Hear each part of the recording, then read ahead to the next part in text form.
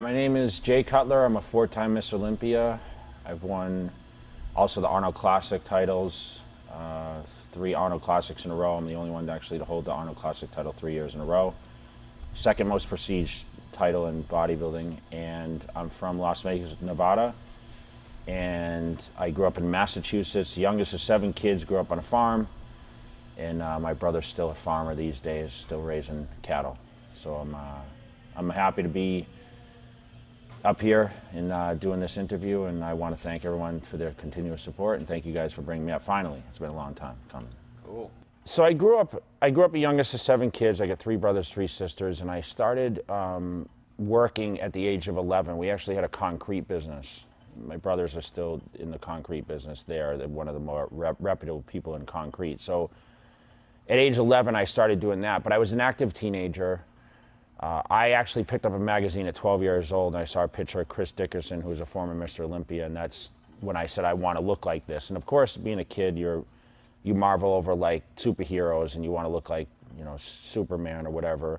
So I was always intrigued by the muscle, and I actually didn't start training until I was 18 years old, but in high school I played football. I was just really limited what I could do for sports. The track team wanted me really bad, but I couldn't participate in a lot of the weekend events because I was working after school, weekends, and school vacations in the concrete business. And that taught me a lot of dedication. I give a lot of credit to what that did for me because I was forced to get up before school, after school. I was doing chores on the farm, and I hated my parents at the time. I hated my dad. I hated my brothers because there's a big age gap between my brother, who's the youngest to me. 3 brothers were born first, then my sisters, then myself. So I really kind of hated them because I was kind of forced to work, even though they were kind of raising me in a sense.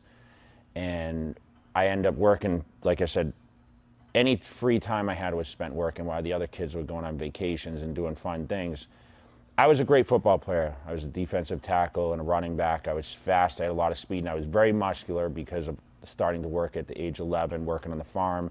I had a very rugged body, and a lot of my sisters and brothers' friends just say, does your brother lift weights? And I never toyed with any weights. No one trained in my family, but I had a really good stocky physique. So I saw that picture at 12, and I remember, you know, in high school, I used to go to like they used to bring me to competitions. We'd have our football team would do these powerlifting competitions, and I would kill everybody in all the lifts, you know, squat, deadlift. I mean, I benched 315 in high school. I didn't even know how to lift weights. So I had a lot of strength too. So for me, it was kind of like an ego thing where I decided at 18 I was pursuing a degree in criminal justice. I was going to college, and I stopped working the concrete. So I'm like, you know what, I'm going to dedicate myself to the gym. I joined the gym my 18th birthday. It was 1991, August 3rd. I saved up $300 and I put a membership down at Gold's Gym in Worcester, Massachusetts, and that's when I started my quest in bodybuilding. Although I didn't know anything about lifting weights, I kind of sat and watched and learned, and at the time it was just magazines. So I would pick up scrap magazines at the gym and I would learn. I tried to get a lot of people to help me, but no one would really give me the attention because I was just a young kid that, you know, had a decent physique, you know, athletic physique, but no one really wanted to give me the advice. So I kind of watched how everyone did everything wrong, because that's how everyone trains at most gyms. And I was the kid that if I saw any leg equipment in there, I would do every leg machine, every chest machine, every shoulder machine. So I kind of overtrained, but at the same time, my body still responded because for the first time in my life, I wasn't doing the labor work. I was actually going to college and I was eating. I learned about nutrition. I read about a lot of stuff about it. And for me, fortunately, I linked up with a nutritionist probably 6 months after training named Chris Aceto, who's a big dietitian for a lot of the top guys. His ex-wife was actually second place runner-up at the Miss Olympia a few times. And he kind of took me under his wing and kind of wrote me out a diet, and I put it on my refrigerator. And that's where I really started responding. And I made improvements so quick. Someone coaxed me into competing in a show, and the first time I got on stage, I was hooked. And I placed second at my first show, became a teenage national bodybuilding champion at 19, and the story of Jay Cutler started. The hardest part was kind of figuring out, okay, what to eat. Because everyone's like, oh, you gotta eat peanut butter and pasta to get big. That's what the local guys in the gym told me. So I didn't realize that, you know, the thing with bodybuilding is where, you know, I used to eat big meals, right?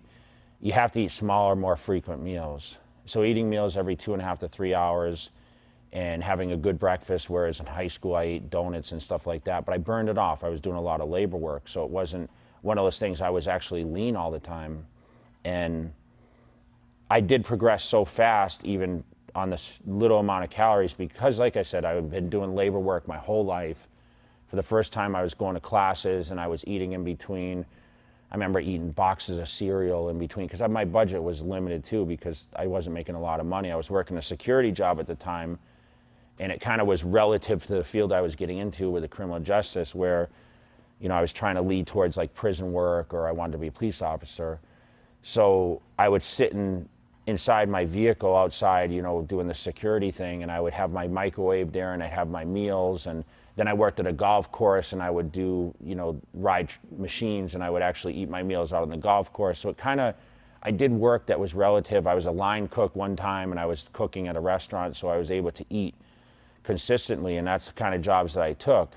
Although the revenue wasn't really big to be able to support it, my mom actually helped me a lot. She helped me buy chicken breast. She was actually in the service. She was married a military guy, my stepfather, and they would get cheaper chicken breasts at the commissary, so I was able to get, you know, food from them and not spend as much on the budget.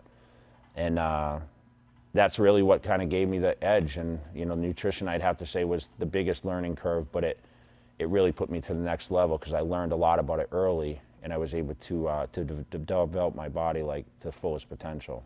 There's a lot of off-season to pre-contest weight differences for a lot of bodybuilders. I wasn't one that looked at, okay, I need to bulk up. Like, there's a lot of misconception with bulking. If people think, oh, you need to get fat or out of shape.